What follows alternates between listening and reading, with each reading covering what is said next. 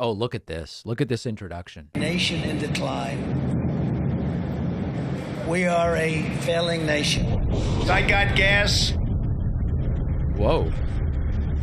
Fresh vegetables. Wow.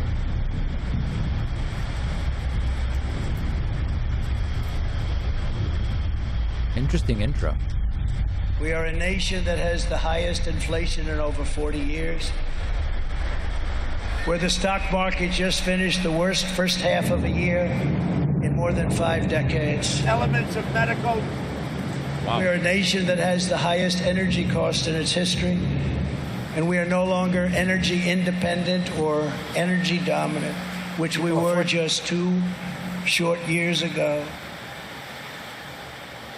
We are a nation that is begging Venezuela and Saudi Arabia for oil.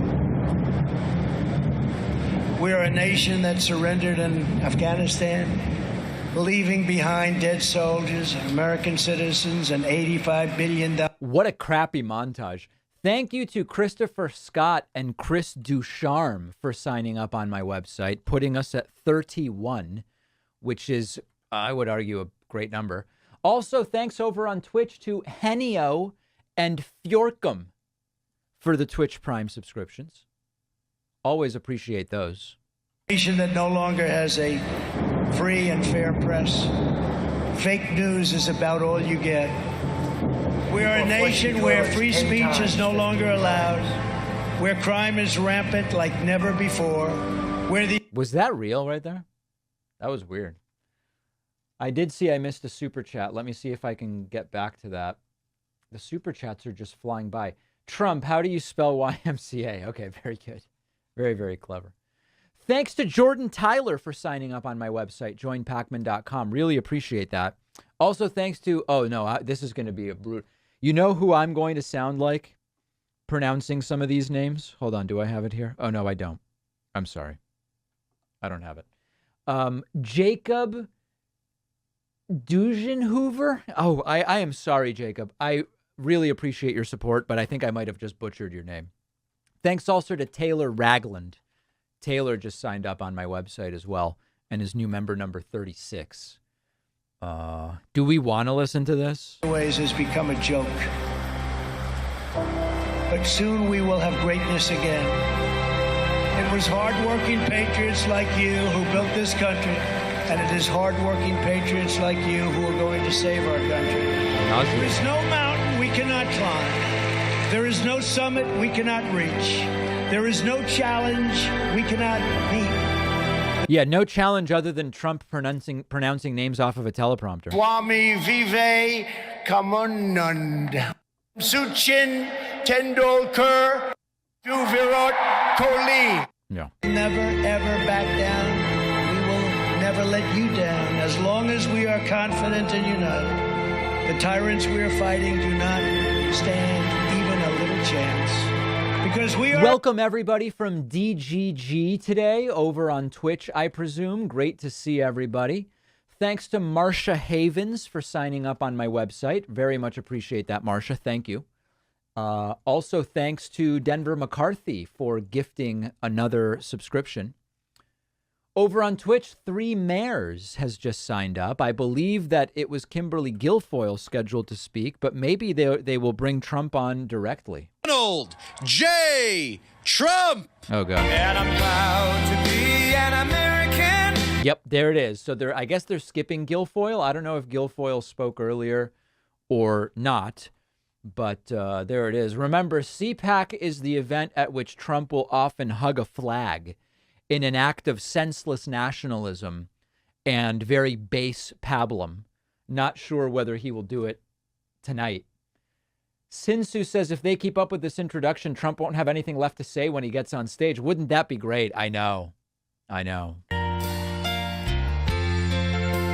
One of the great things that happens is when Trump comes out and there's too much song still to play, he awkwardly kind of looks around and doesn't know what to do. Let's hope that happens here. Across the plains, Yeah, it's happening. It's happening right now. Shining sea. From Detroit down to Houston and New York to LA. He has to just sit there and listen to the song. Mr. Scott says, David, sir, Trump forecast for tonight, sweaty with a chance of glitches. Got to wait for the whole song to play. Yeah, look at him just playing. It's super casual what's happening. Be an American, where at least I know I'm. This is really awkward. Don't forget the men who died, who gave that right to me, and I gladly. I've never seen it go on this long. Thanks to Ronald Larmondin and William McRell for signing up on my website. New members 40 and 41 today. Also, a big thank you to Danielle Dantzler, who just gifted a subscription on my website to a lucky recipient, incredibly lucky recipient. And it looks like we are slowly getting ready for Donald Trump to start speaking. Bummed that Trump is starting already, says Jason. Means my chances of hearing another Golden Whitney voicemail are slim to none. Yeah, yesterday it got really crazy with the Whitney voicemails. It was crazy. Next to you Still going. and defend her still today, 'cause there ain't no doubt. My God. Thank you to Jody Lynn Mayers for signing up at joinpakman.com with the coupon code OBAMNA.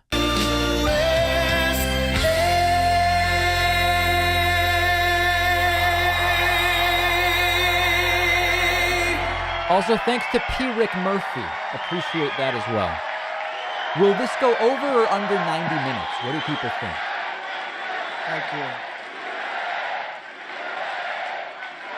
Well, thank you very much, and I'm thrilled to be back in the great state of Texas, and I'm Oh, thrilled. he's already sweaty and slurring. I didn't expect that in the first 10 seconds. The proud patriots here today are the beating heart of the conservative movement. That's true, the beating heart. It all started for me at CPAC, by the way. I don't know if anyone was there a long time ago, but they are incredible, and the job that's been done is unbelievable. You are the loyal defenders of our heritage, our liberty, our culture, our Constitution, and our God-given rights. You never stop fighting for America, and I will never, ever stop fighting for you. Won't happen. Seems out of it Thank you. today, huh? Very But let's weird. begin this evening by showing our appreciation to our two wonderful hosts, two incredible people, unbelievable patriots, a family of young ladies that are even more beautiful than they are. I have to say it. What? They are beautiful. We just took pictures, and it's great to see Matt and Mercedes Schlapp.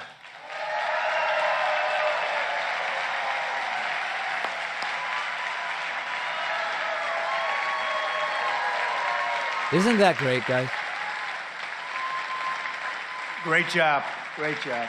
Really incredible. Thank you, Matt. Thanks, Mercedes. And let's also show our appreciation to everyone at the American Conservative Union who helps to put this event on. It's an incredible event, including all of the hardworking activists who dedicate their lives to preserving a thing called American freedom. They're incredible people. Thank you, everybody. We're also grateful to be joined by Representatives Ronnie Jackson, my doctor. Oh, no. Ronnie, where's Ronnie? Horrible Where's delusional Ronnie? guy. He was the White House doctor. He was a great doctor, you know. He was an admiral, Yeah. a doctor. That's the guy who claimed Trump was 6'3", 239, which we all know is very much not true. Doesn't take a doctor to know that. And he sort of indicated doctor because he loved looking at my body. It was so strong and powerful. But he said, I'm the healthiest president that's ever lived. I was the healthiest. I said, I like this guy. I don't know who the hell he is at the time. I said, but I like. And he said, I'm going to run for Congress. And there were like 48 people running. I said, Ronnie, you've never done this before. You know, he was a great student at Annapolis, a great everything. Everything he did was great. But he said, I'm going to run. I said, well, let's get you into the runoff. You needed two out of 44.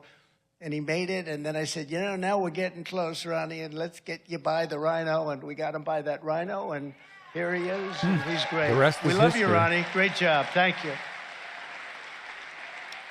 Another one who's a warrior, and he's a friend of mine, an incredible man, Ralph Norman. Ralph, Congressman. Thank you, Ralph. Thank you.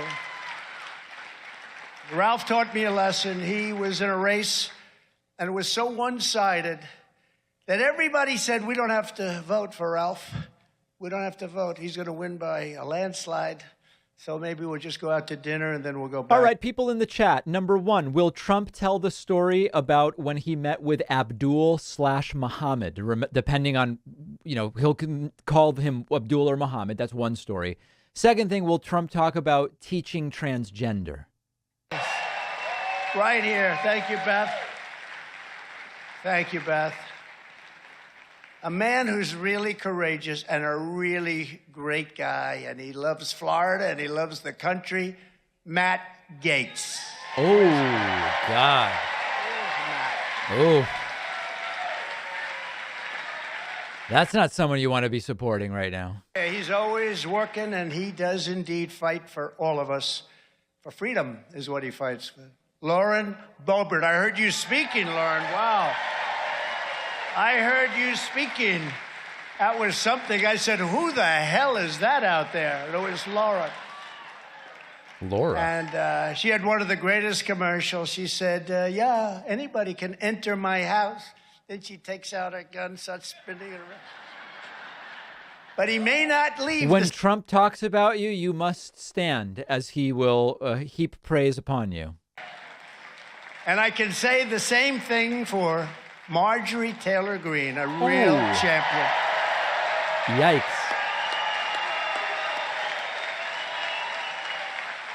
And okay, so you said Jewish space laser, but there's Muslim space lasers too, and there's Christian, and it's just a space laser. But screaming for you, Marjorie, you know that. Amazing, really amazing. Thank you very much. And you're sitting next to Matt. What a combination those two are. Well, they are something, but they love our country. Congressional candidates. Now, look at this guy. He looks like better than Cary Grant. Do you remember Cary Grant? Today, we don't have Cary Grant. Today, we have Rosie O'Donnell. And what happened to Cary Grant and Clark Gable and Errol Flynn? But we have a guy that looks just as good as them. And he's running, and he's going to win. Bo Hines. Ooh, where's Bo? Where is this guy? Hi, Bo. Great football player, too. Great student and a great football player. And Kevin Kiley. Kevin, where's Kevin? Great job, Kevin. A man who's one of the hottest politicians in our country. He's hot.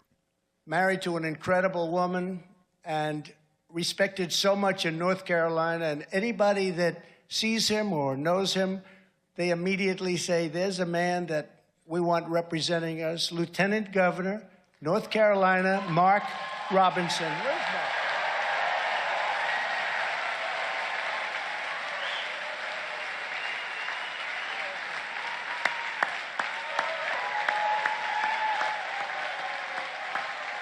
For people wondering, that's Trump's teleprompter there off to the side. Remember, Barack Obama was very, very bad for using a prompter, and here is Trump using a prompter. That really took this country by storm, not just the state, but took the country by storm. Tudor Dixon, governor of Michigan, soon to be, we hope, straighten the state out. Let's hope not. Tudor is fantastic. Tudor Dixon. Jeez. Right. Now, she recently lost her father, very recently, and he's looking down. He's saying, oh, I'm so proud of my daughter. I had met him. I guess that was his last meeting, right? And they were at Mar-a-Lago, and his father was incredible. Great steel person. He was somebody that knew what China was doing. He knew more about China, what they were doing to us, and devastation. And we put on those tariffs, and those tariffs work so good. I hope they don't terminate tariffs, Tudor. But your father's looking down on you right now, and he is so proud. He can believe it, He can believe it. It's not like he can't. He can, because he knew you better than anybody. So congratulations. Go get him. Wow. Go get him. Trump's really able to comfort people in a way that is really a rare skill. Didn't obey any of her orders.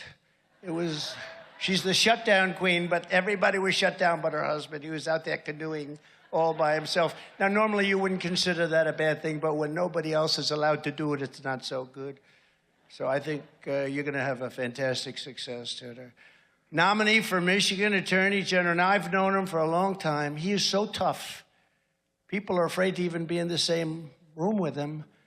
Attorney General, he's going to make sure that you're going to have law and order and fair elections and so many other things. He is respected by everybody in that state. Matt DePerno. Matt?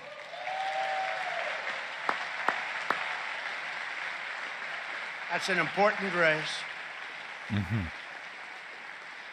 And a person who you just saw, one of the hottest politicians in this world, I think, at this moment, and I think it's going to be that way for a long time. She's incredible. I met her, and almost immediately I said, this one is incredible. I'll never forget, I was in Arizona, and a lot of people there, and I was introducing some of the folks, and everybody was bored stiff.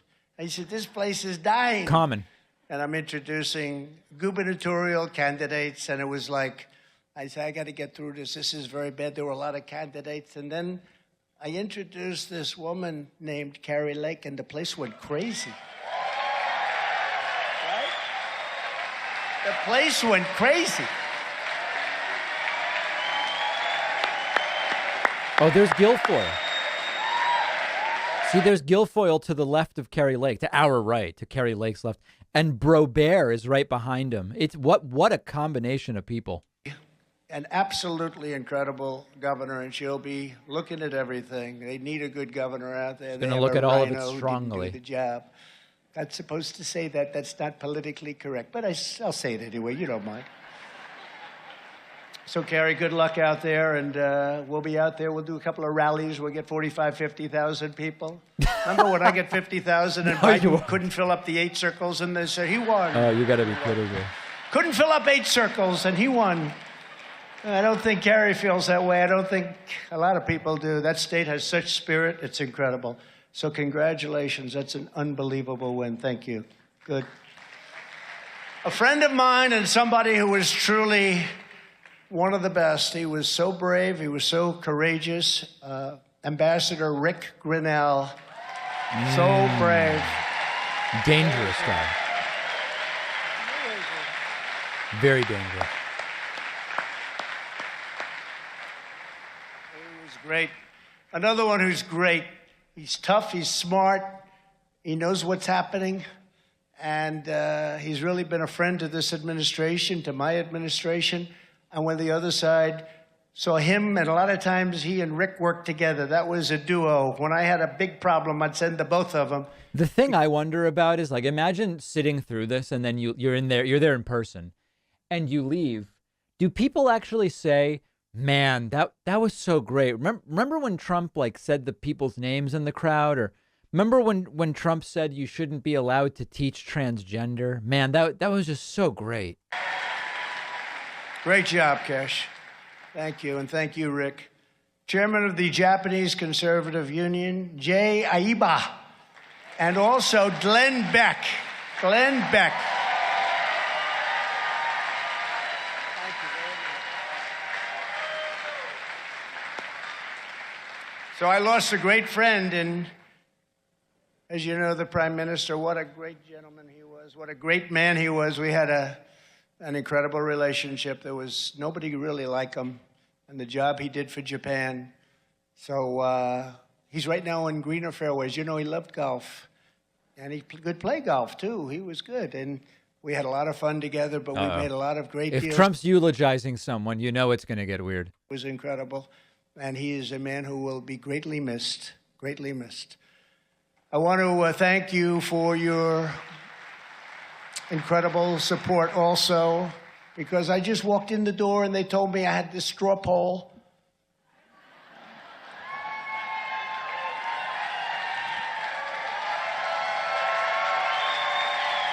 What? Now I just come in, sir, you won the straw poll. I said, I better damn win that straw poll. But, sir. Now, and done by McLaughlin. You know, the McLaughlin brothers are fantastic pollsters, so it's an honor. And I guess we had 69% and 99% approval. Why couldn't I get 100? Why? 99.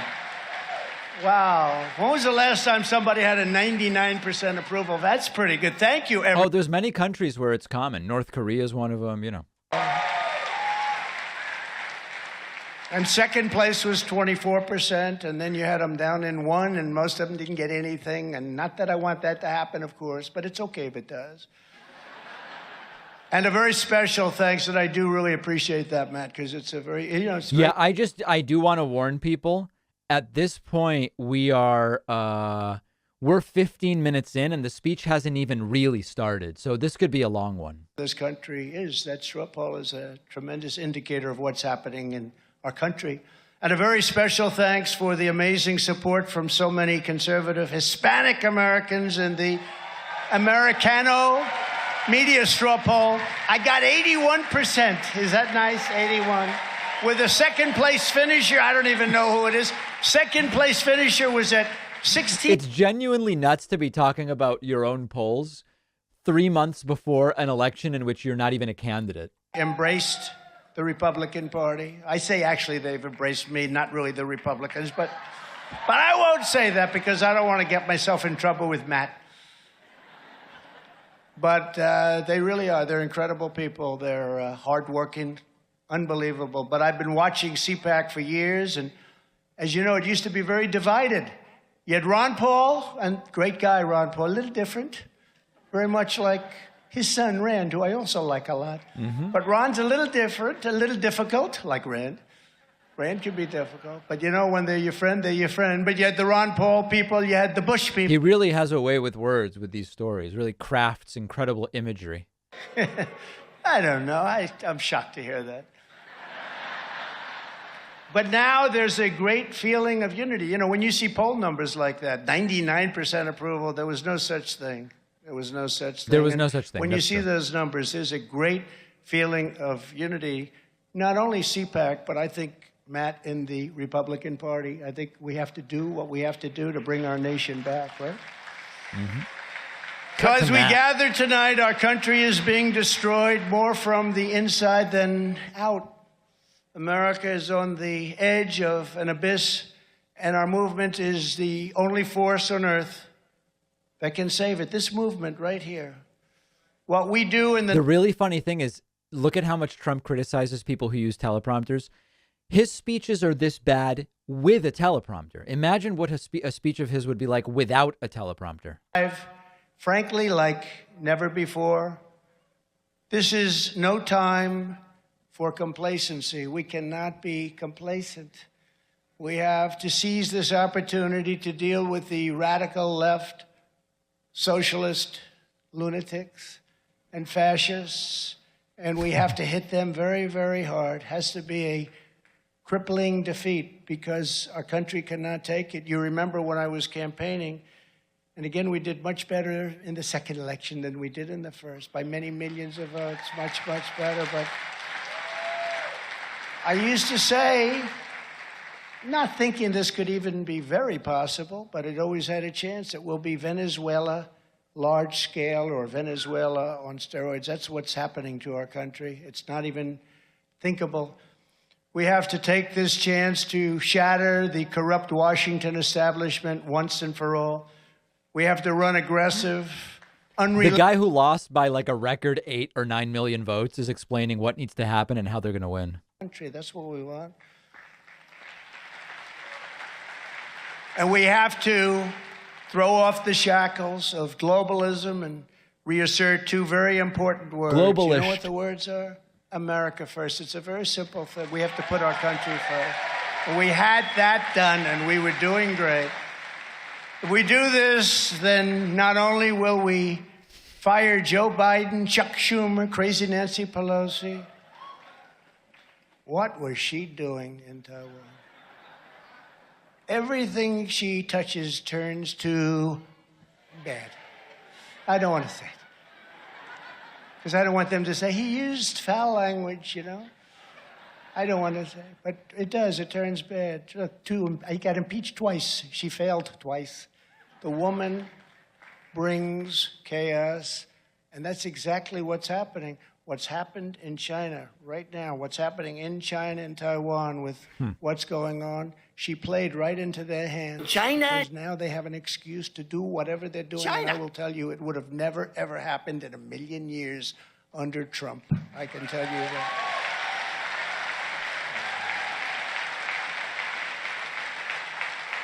We played right into their hands, but we will save our nation.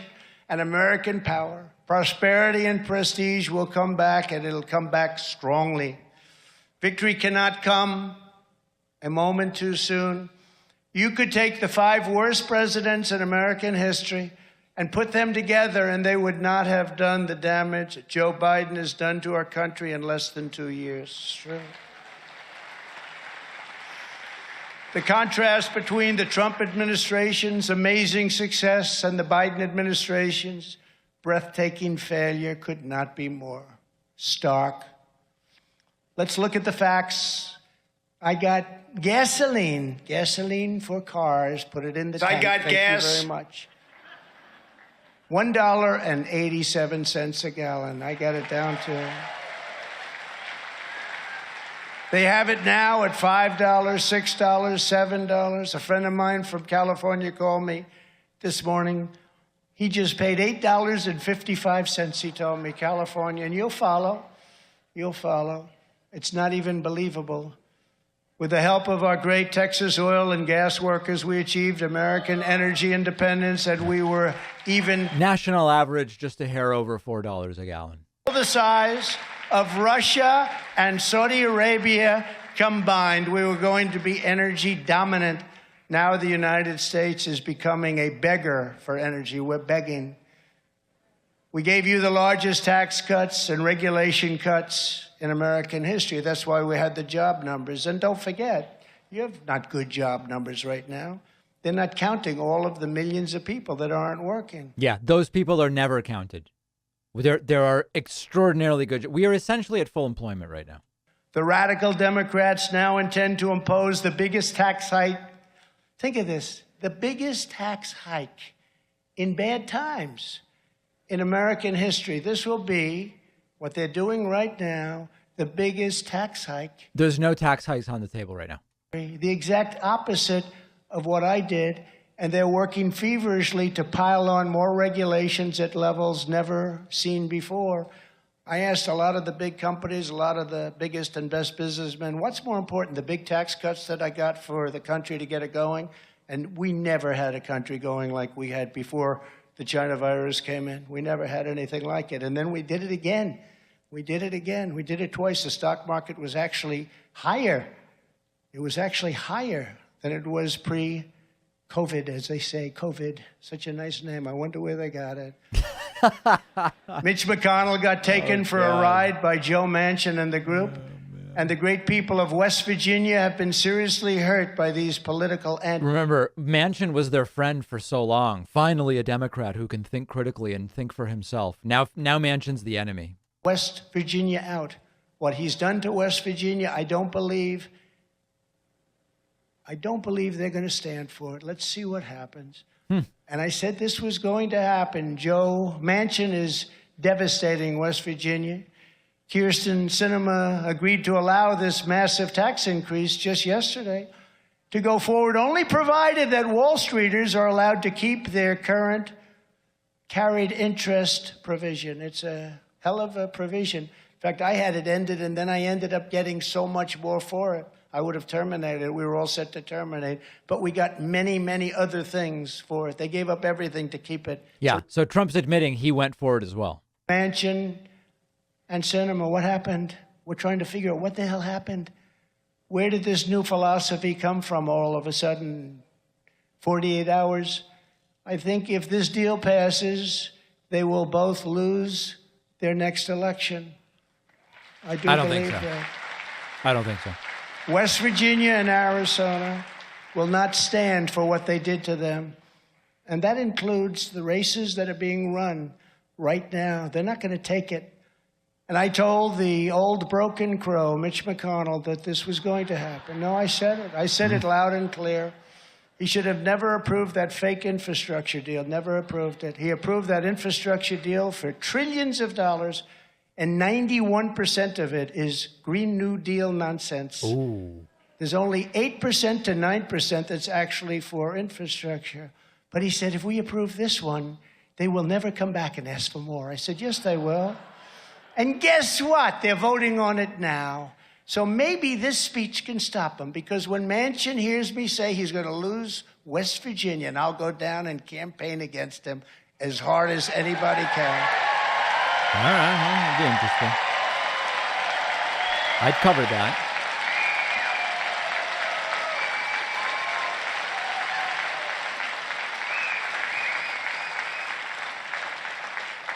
And when Sinema does that to Arizona, and I will tell you, we have a person that I believe is going to be the next governor. I don't think she's going to stand for it. I don't think she's going to stand for it. You know, it's interesting with Manchin. So I got along with him very well. He wanted to know Jerry West could get the Presidential Medal of Freedom. I said, Jerry West, great athlete. Could Bob Cousy get one too? Yeah, Bob Cousy, great, right? Everybody agrees he's great. Love the But I Coos. got along with him fantastically well. Couldn't have been better. He called me all the time. We had a good relationship.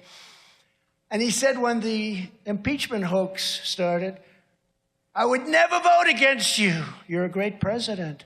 I will never vote against you. And when we were counting up the numbers, which we won very easily, by the way, but when we were counting up the numbers, I say, one Democrat I know for sure will never vote against me on impeachment is Joe Manchin.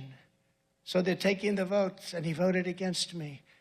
I said, oh, he must have made a mistake. Perhaps he didn't know what they were doing. But I said to Mitch McConnell that he will do this, and he will hurt. Riveting story. And by the way, Trump's so wealthy, why can't he get a suit that fits? I just do not understand it. He's going to hurt everybody. But Mitch McConnell has hurt our party very badly. Should have never happened. And I said it, and I said it publicly, when they approved that horrible infrastructure deal, and then they go and they do this. And they're not finished yet. You know, they still have a little time left. But McConnell is the most unpopular politician in the country, even more so than crazy Nancy Pelosi. And something has to be done. He raises large campaign contributions for senators, and that's how he holds on to It's his hard to imagine a more boring story. It really is. senators who I'm very friendly with, which is most of them, you saw the vote. They call, they say, what do we do? You know, all of a sudden they're offered 20, and it's hard for them to raise money. But McConnell will offer them $20 million because he raises all this money, and he offers them to many of the senators, not all of them. And they'll call me, what do I do? What do I do? I said, take the money. Take it. It's all right. Don't worry about it. He'll end up where he ends up. Take the money. They need it. But it's not a good thing. And under the Trump administration, we had the greatest economy in the history of the world. We had no inflation. We had no inflation. It was just, nobody could even believe it. They wrote books, and they're writing books on it. Biden created the worst inflation in 49 years, 9.1%. I believe it's much higher than that, by the way. Yeah, it's not. It's going down. Denver says, I think I'd hate Trump slightly less if he wore suits that fit. I agree. It's like he comes out wearing this cape, and it just all seems even more crass. The pandemic, we handed the radical Democrats the fastest economic recovery ever recorded, the history of our country ever recorded. They've turned that into 2 straight quarters of negative economic growth, also known, despite their protestation to the contrary, as a recession.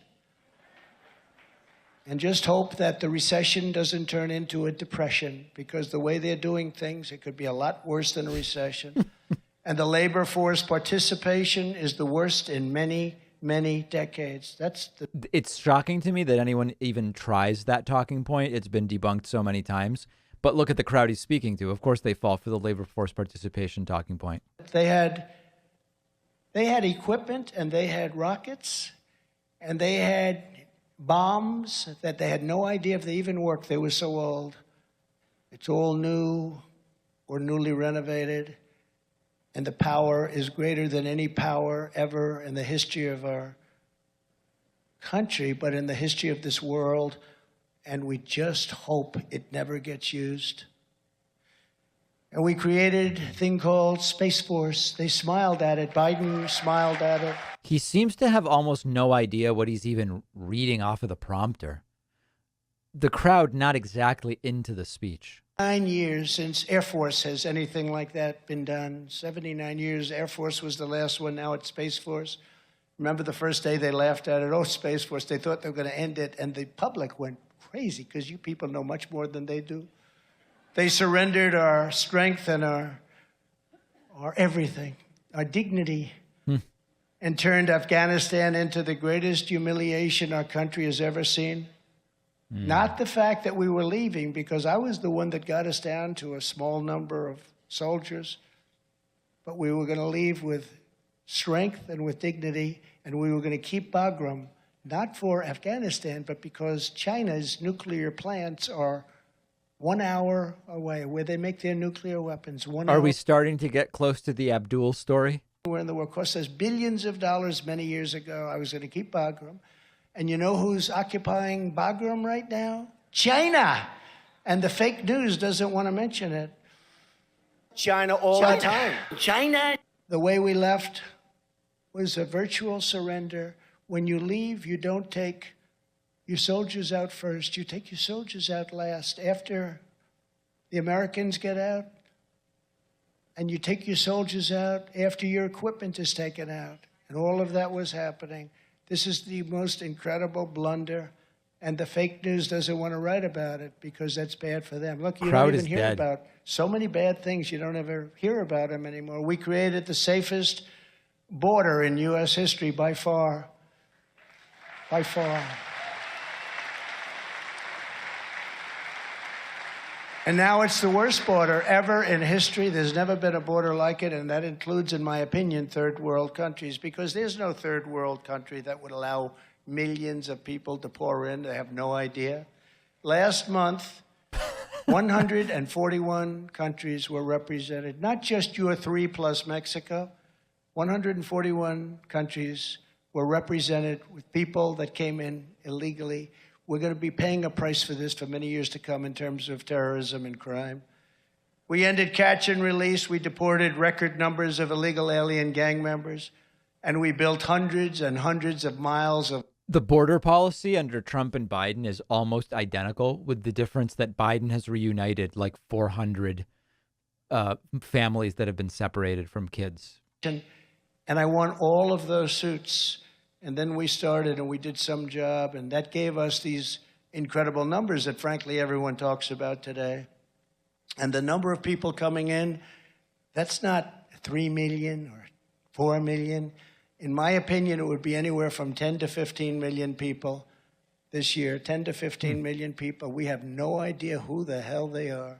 I guess there must be like 100 million undocumented immigrants here by now. And most of that got finished, too. 3 weeks was all it would have taken, 3 weeks, and it would have been completed, the extradition that we added. Very much a lie. The border was the best ever. Think of it. It was the best ever. I went to Mexico, and I said to the president of Mexico, who I like a lot, he's a socialist, but I even like a couple of socialists in the world, about 3. Yeah. But they're mostly dictators. You're going to have to give us 28,000 troops to protect our border while we're building the wall. No, I cannot do that. No, but you have to. No, I cannot do that. And we started a negotiation. A woman from the State Department, good woman, she said, you won't ever get any of these things. I said to the Border Patrol, who's fantastic, by the way, give me your top 10 things. So I said, give me your top 10 things that you want. And they gave me 10, and the woman... We should do a poll. Who's more bored by this speech? Trump as he gives it, or the audience? I get them all. Guaranteed. Guaranteed I get them all. And she's smart. She was a good woman, by the way, but she's been doing this for 25 years. She said, you won't get anything. And what happened is the top representative came in. We met in front of this woman and others. And I said, you're going to have to give us 28,000 troops. You're going to have to do a thing called remain in Mexico. In other words, people can no longer come into our country. You have to remain in Mexico. Hundreds of thousands of people remain in Mexico. And 8 other things, which were in many ways probably worse, right? Probably worse. And I remember he laughed at me. He said, we won't do this. He thought I was crazy. I said, no, you're going to do it. You will. You do. No, we won't do it. We will not do that. We're not going to give you troops free. We're not going to give you troops, and we're not going to give you remain in Mexico. Why would we do such a thing? I keep turning up the audio, by the way. I've got it boosted like 400%, and Trump keeps speaking more and more quietly. He's barely audible. We'll have a 25% tariff on it.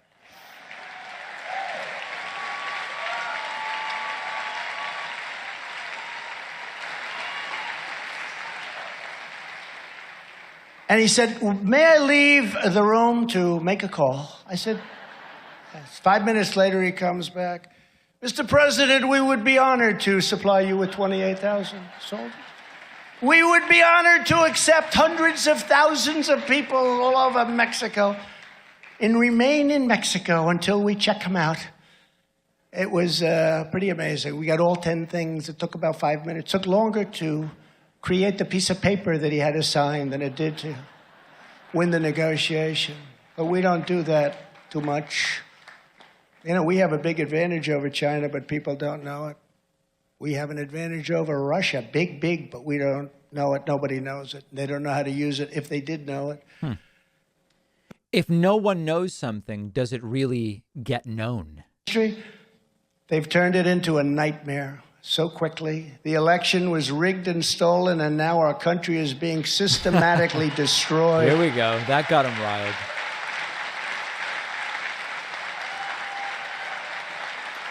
And everybody knows it. And this corrupt January 6th of unselect people, they're unselect. They never comment when I use it. It's the unselect committee. But this corrupt group of people, these are the same people that went after me for the impeachment hoax, number one, number two. The same people, Adam Shifty Schiff, the same people. They look into the mics, then they lose, and then they go on to the next one. It's a disgusting. If they'd use the same energy to go and make our country great, it would be an incredible thing. But I don't know if they can do that. But I ran twice, I won twice, and did much better the second time than I did. The casual nature with which Trump tells monumental lies is really something for psychologists to study. More votes than any sitting president in the history of our country, by far. And now we may have to do it again. We may have to do it again. I got gas. Thank you. Thank you. It's so sad what's happened to our country. We're like a third world country in elections, and we're like a third world country on airports. Has anybody been flying around lately or trying? We're like third world. But first, we have to win an earth-shattering victory in 2022. We have to do it. Coming up in November. We have to So to win it. in this November, this election needs to be a national referendum on the horrendous catastrophes the radical Democrats have inflicted on our country. The Republican Party needs to campaign on a clear pledge that if they are given power, they're going to fight with everything they have to shut down the border, stop the crime wave, beat inflation, and hold the Biden administration accountable. They have to hold it accountable. Incountable. Job number one for the next Congress.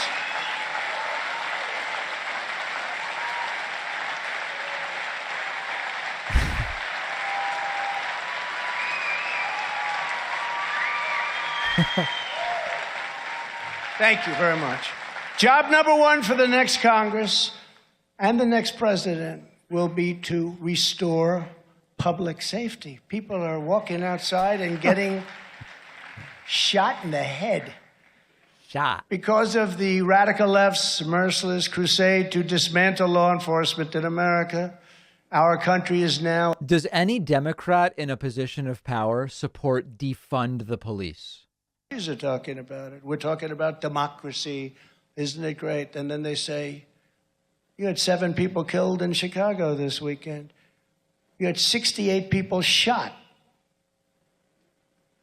That's not democracy. That's not what we stand for. If only we could do something about the tool being used to shoot people. Specialists failed to continue their violent rampages against the United States of America.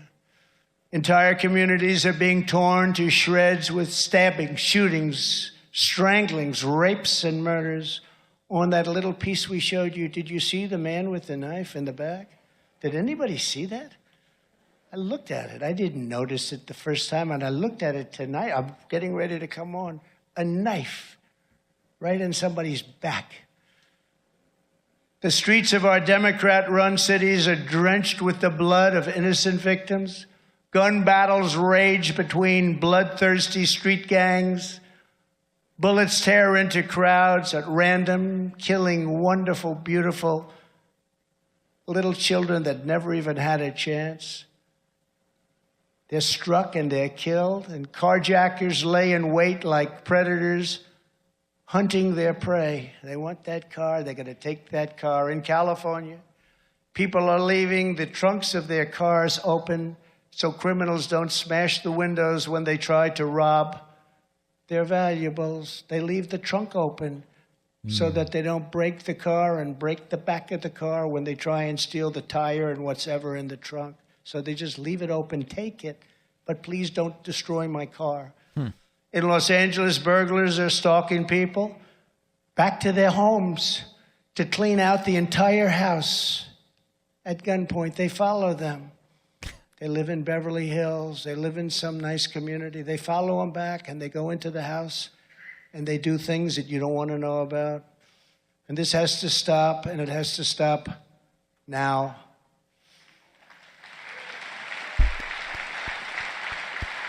Man, the crowd is We are dead. going to make America great again, but we have to make America safe again first. It's time for leaders who have the courage to say what needs to be said and do what needs to be done. It has to happen. It has to be happen. That's why when I see Tudor, when I see Kerry, when I see the people that are running, these people are not going to play games. They want to bring our country back. They're going to bring our country back. To repair the damage from Democrats, gutting of police forces nationwide, defund Hasn't the happened. police. How about that? Defund the police. Now they're saying, Imaginary. well, we really didn't say that. Oh, yeah, they did. And now they're saying it again. Never going to change. The next Congress should spearhead the largest increase in the hiring of police officers in American history, hiring tens of thousands more officers nationwide. Make our Maybe city Trump will release that health care bill today. police alone. Let them do their job. Give them back their respect. They know what to do. We have to allow them to do it.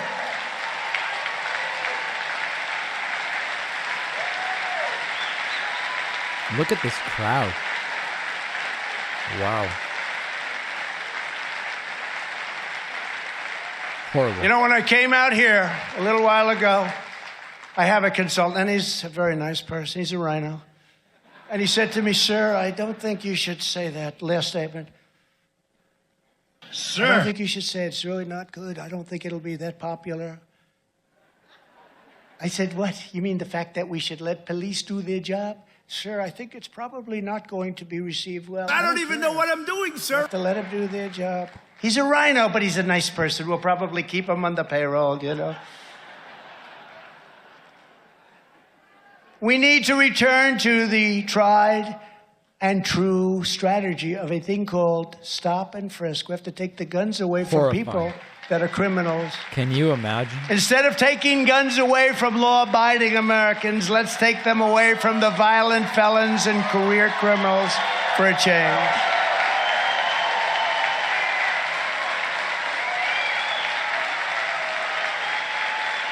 Obviously, they wouldn't allow guns into this speech. That would be very dangerous. We need a no-holds-barred national campaign to dismantle organized crimes. These are street crimes.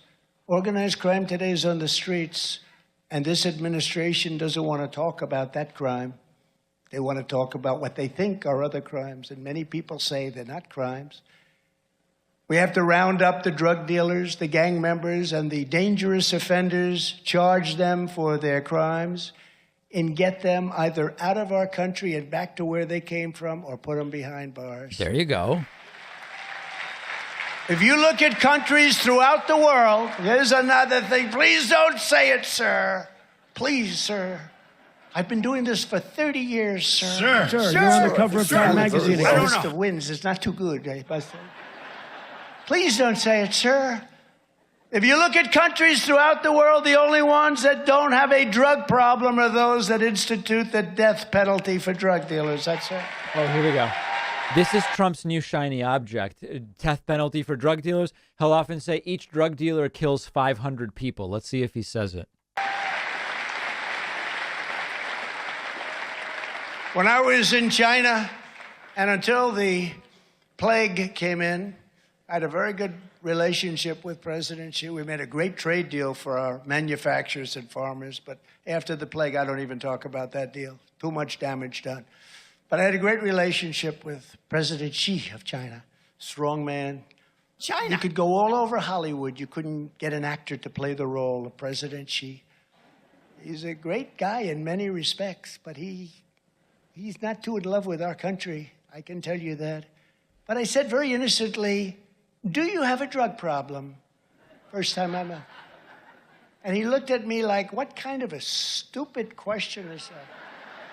No, I said, President, do you have a drug problem in China? No, I don't have it. Why would we have a drug problem? I said, well, what do you do? Oh, quick trial. Quick trial. I said, what's a quick trial? Quick trial is they bring drug dealers quickly to trial, and if they're guilty, it's immediate execution. Now, it sounds horrible. Sounds horrible. It does, sounds horrible, but every drug dealer in this country, they say on average, will kill at least 500 people. Some people think it's much higher than that. It's absurd. So you would stop it. And I believe if you You would have to be a moron to believe that. traffickers, I believe that drug dealing would go down 50% on day one. 50%. Day I really one. believe that. I think it goes down the day you institute it. Yep. I'll tell you one thing, if I'm a drug dealer, I'm going to say, no thanks, I'm going someplace else. And so are other people. In Singapore, you see what's going on in Singapore? Very rich society, very powerful on drugs. They have no drug problem whatsoever. A lot of money, plenty of money to buy drugs. They have no drug problem. They have the death penalty for drug dealers. Other countries likewise. We form blue ribbon committees where we put our great First Lady, Melania. She's in charge. And she says to me, sir, We have a blue ribbon committee headed by the First Lady and very nice people, fine people, dilettantes, socialites.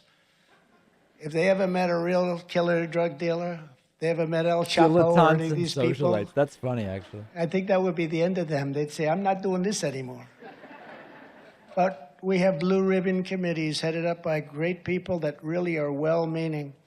And I will tell you, our First Lady did a good job. She worked hard, and we got drugs down 19%. That's great. But you know what that is? That's like nothing. And today it's worse than it's ever been because the border's so open that not only people are coming through, and bad ones, criminals, are emptying their jails into our country, but drugs are coming into our country at a level that we've never seen before. Fentanyl coming in from China. You know, I was with Xi and I said, listen, you can't send fentanyl, you can't do it. They were really cutting down. They were really cutting down. Things were going really well. And then this tragedy happened in November, 2 years ago. A tragedy. It was a tragedy for our country what happened because of what's gone on. All they had to do was leave everything in place. This place was going so good, and they couldn't help themselves. What a sad thing. But when I see these blue ribbon committees, it's just, and everyone wants to get on. Could I get on the blue ribbon committee, says the local architect? Yeah, but they don't know what's happening here. No, you need the death penalty for drug dealers. Drugs will go down immediately by 50% and probably more. But you have to mean it, and you have to mean it. That's crazy. And when you look at China and other places, they don't have a problem. If they had that problem, they wouldn't be doing what they're doing right now. And they weren't. They had this problem many, many decades ago. And other countries, far smaller, were able to invade them and take them over because everybody was suffering from drugs. And they said, we can't do this. So it's not very politically correct to say it, but you'll save millions and millions of lives. Last year, we lost probably 250,000 people to drugs. 250. There's no war. If you were at war, these are numbers that are bigger than war numbers. 250,000. They say it's 100,000. I say it's much more than that. It's probably much more than 250,000. But you also have destroyed millions and millions of families throughout our nation because of drugs. In places where there is a true breakdown of the rule of law, such as the most dangerous neighborhoods in Chicago, the next president should use every power at his disposal to restore order. And if necessary, that includes sending in the National Guard or the troops. Very authoritarian speech today. Every American of every background deserves to live in safety and in peace. Every American. One of the things that we were saddled with, and one of the hardest decisions I had to make when I looked at some of these cities that were run by Democrats going so bad so fast, I wanted to send in the Guard, I wanted to send in the troops, and sometimes I did. In Minneapolis, I sent in the troops and saved the place. I was getting ready to send them in Seattle when, if you look at, I guess it was Antifa, took over a big portion. You don't read about that too much. Nothing happened to those people, or very little. I think nothing. But they took over a big portion of Seattle. The troops were ready to go in, and they heard that. All of a sudden, they decided to leave. Thank you very much for leaving. But, you know, the president is not supposed to be doing that. The president is supposed to do it at the request of the governor. Well, when the governor was a Democrat, or the mayors are Democrats, they don't want any help under any circumstances.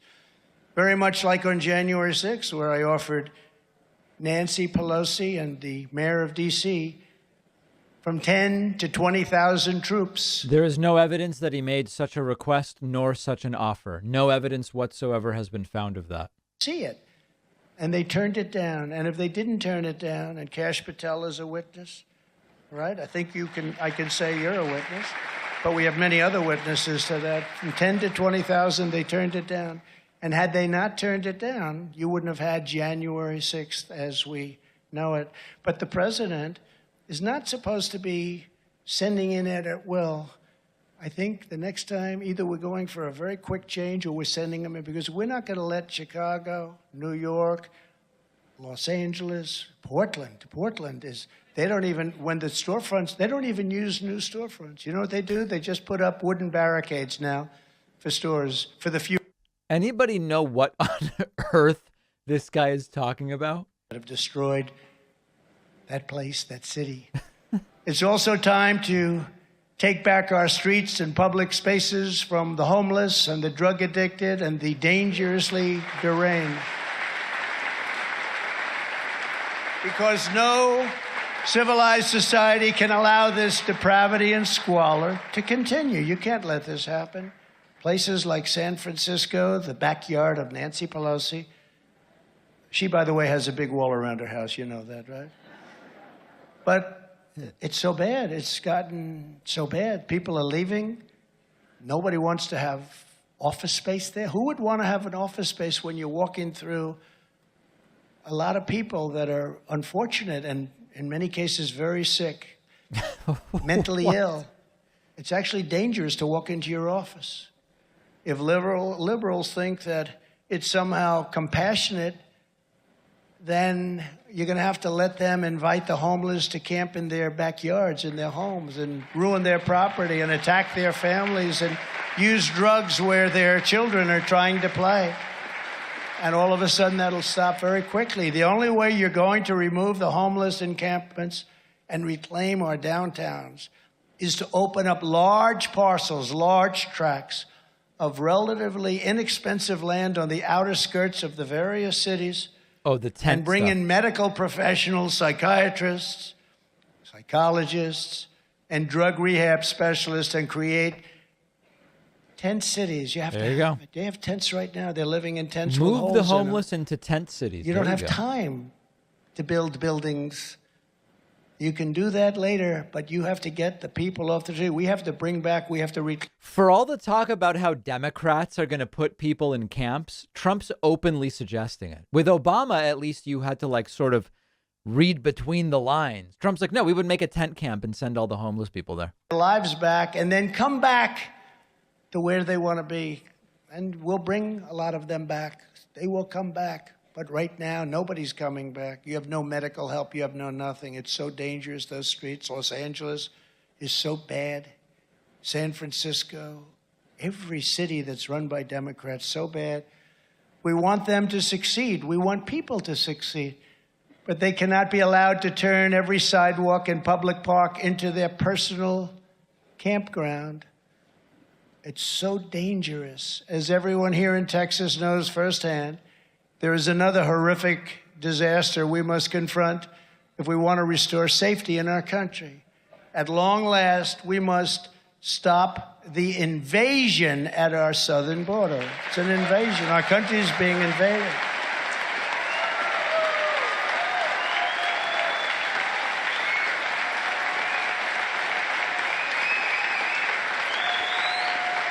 Okay.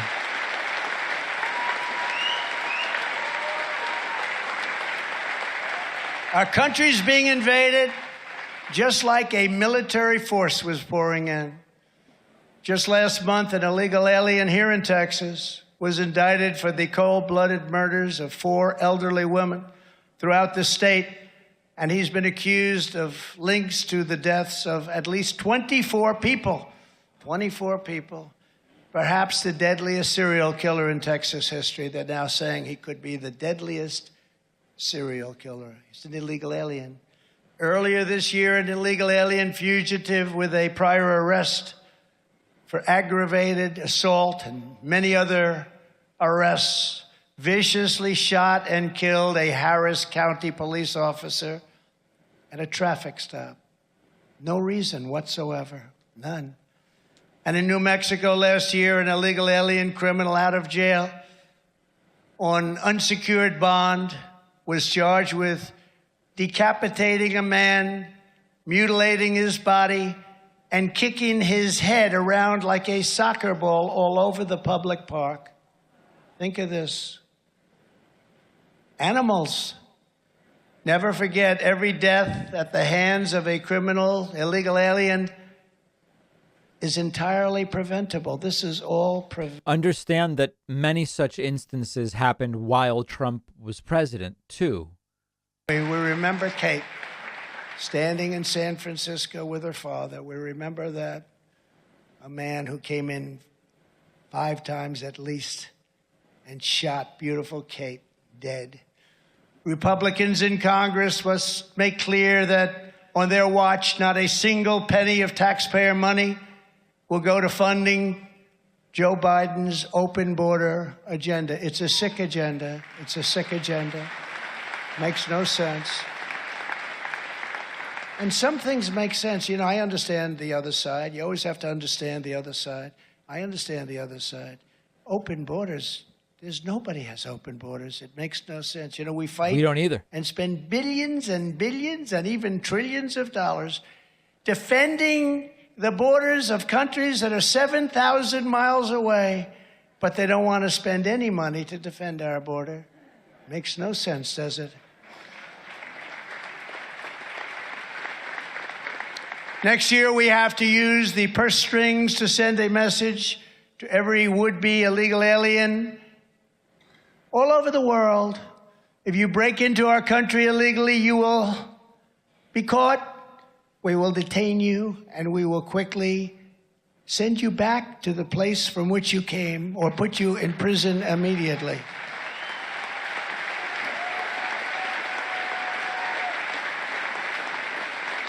And we did that. We told people, remember at the beginning, we had these big caravans. We didn't have the caravans, and now they're starting at caravans. Nobody's ever seen anything like it. We're within 3 months of an election, so now the caravans are starting. For us, because they would bring people into Guatemala, Honduras, El Salvador, and Mexico, lesser extent, and they'd bring them back, and they wouldn't let us land the planes. They wouldn't let them have buses. They wouldn't let them come back into the country. So you'd have the worst gang members in the world, mostly MS-13.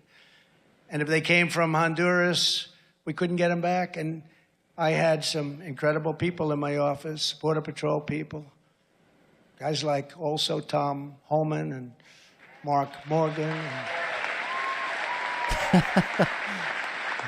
Okay. So many others. These are great people. These are brave people. But they'd be in and they'd say to me, tell me, we can't bring them back, sir, because the country won't allow. I said, really, why won't they allow? They won't allow. They don't want MS-13 back in their country. They force them out. They put them into caravans. They force them out. And why wouldn't they? How smart. I mean, you don't have to be. They don't want them in their country. So what happens is I said, all right, good. How much money do we pay those three countries? Sir, we pay them $750 million a year. It's a lot of money. Sir. Sir. Peanuts compared to what we pay to some, but $750 million. I say, that's all right. Put out a notice immediately that we're stopping payment. We're not going to pay anymore. And Trump knows about that. Not paying people. they said, sir, I don't think it'll work. We tried everything. That's why we kept him here, because we couldn't get him out. That's all right. You let him know we're not going to pay any more money to them. The following morning, I got calls from the three presidents of the country. President, there seems to be a problem. Our funds have been cut off. Yeah, they've been cut off because you wouldn't allow these people back that you probably pushed into our country because you didn't want them, because they were criminals and they were in jail in many cases. You got to take them back. Oh, President, this was just a minor misunderstanding. We would love to have MS-13 come back into our country. And they took them back, and we couldn't get them out of here fast enough, I will tell you.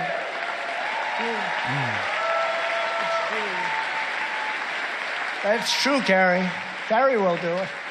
Carrie's going to stop them at the border. There's nobody coming in. Arizona, that'll be a safe place again.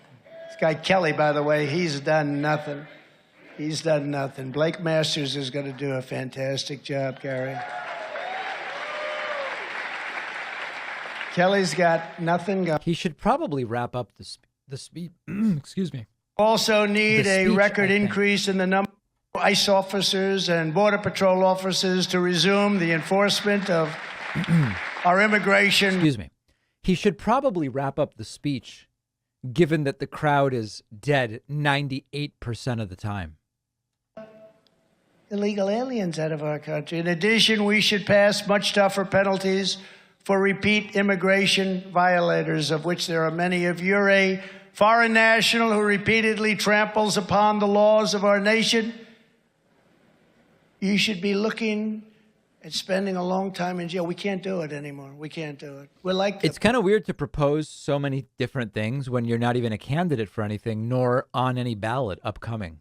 We secure the border. Another key priority for the next Congress and the next president will be to drain the swamp once and for all. There's an idea.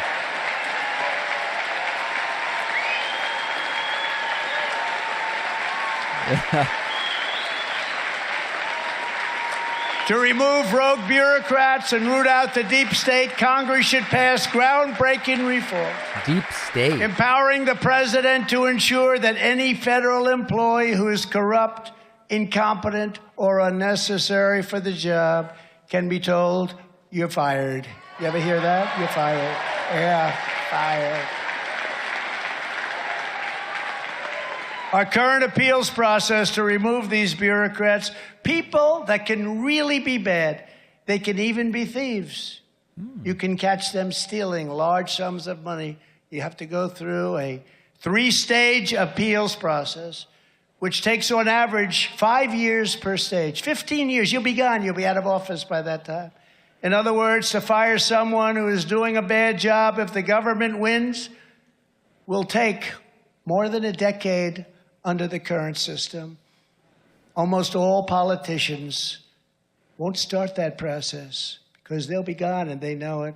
You know, a lot of politicians, they go to Washington, they're all set, and then they get caught up with people that say, hey, I'll be here a hell of a lot longer than you will. And the politician just goes about having nice dinners. We can't do it anymore. We got to run this country properly. If only Trump had had an opportunity to prove to us that he would do all these things. In Washington, D.C. And we did a lot of it, but nobody knew the deep state was that deep. It's fully conspiracy. It's openly conspiratorial now. This is like InfoWars with this deep state stuff. also need to take power back from the left-wing lunatics who are indoctrinating our youth. Uh-oh. Here we go. We have to finally and completely smash the radical left's corrupt education establishment. The current system is sick. It's No sick. teaching transgender. We have the lowest scores almost in the world, and we spend more per pupil than any other nation. School prayer is banned, but drag shows are allowed to permeate the whole place. It's okay. You can't teach the Bible, but you can teach children that America is evil and that men are able to get pregnant. Whatever it takes, conservatives must liberate America's children from the captivity of these Marxist teachers' unions. That's what they are. Where do they come from? Marxism. There's a topic Trump knows about. Yeah, where do they come from? We need to defend parents' rights. Think of this. I gave a talk a few days ago, and I was talking about defending parents' rights, and I just said, you know, it says parents' rights. I said, can you imagine we're even talking, we are going to defend parents' rights. Did you ever think 10 years ago, 5 years ago, that we would be fighting for parents' rights? What's more basic than parents' rights, especially parents' rights over their children? We're trying to defend parents' rights. It's so crazy. Across the country, we need to implement strict prohibitions on teaching inappropriate racial, sexual, and political material to America's school children in any form whatsoever. And we will ban And if federal men. bureaucrats are going to push this radicalism, we should abolish the Department of Education. Oh, what a doofus. Yeah. You really got him, sir. How many people in the room do you think know what the Department of Education does?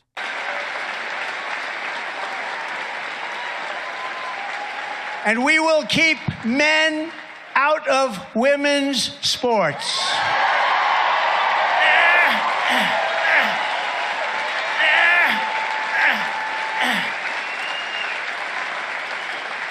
That's another one. And by the way, we have a great person here. Where's our beautiful, great swimmer? Gaines, where's Gaines? Come up here. Will you please come up? Oh, here? no. Come up. This is going to be a wildly transphobic few minutes, is my prediction. And she was beating everybody, and then one day she looked over and said, that's the largest human being I've ever seen. Come here. Buckle up, everybody. Come on up.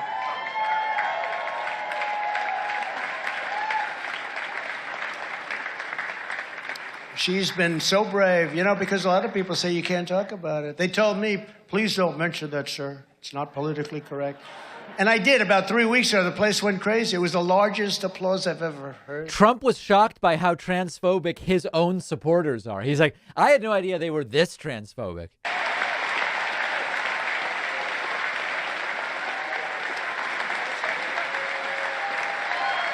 Please say something about swimming against that big evil person.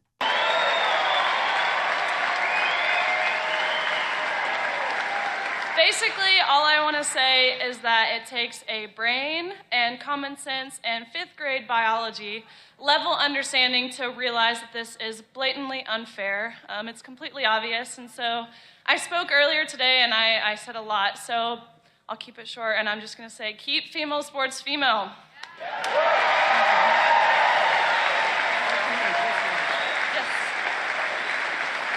Just to show you how ridiculous it is. Is Trump getting handsy with her? I'm much bigger and much stronger than her. There's no way she could beat me in swimming. Do we all agree? Huh? Thank